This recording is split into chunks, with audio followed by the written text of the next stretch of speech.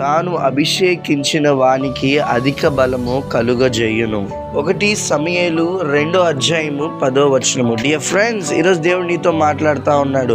ఆయన నీకు అధిక బలం, ఆయన అభిషేకం ఇస్తే నీకు అధిక బలం దయచేస్తా అన్నాడు.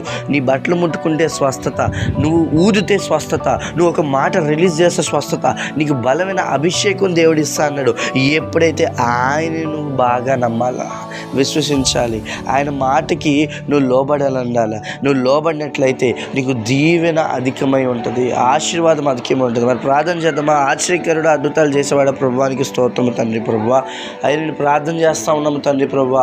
మీ ఆశీర్వాదాన్ని ఇవ్వండి, మీ అనాయింటింగ్ని రిలీజ్ చేయండి తండ్రి ప్రభువా. అధికమైన బలాన్ని మాకు దయచేయండి ప్రభువా. అయ్యా, బలమైన శక్తిని ప్రభువా మాలో ఉంచమని, అయ్యా తండ్రి కుమార పరిశుద్ధాత్మ మమ్మల్ని దీవించి ఆశీర్వదించమని ఈ ప్రార్థన చేస్తున్నాం తండ్రి. ఆమేన్, ఆమేన్, ఆమేన్.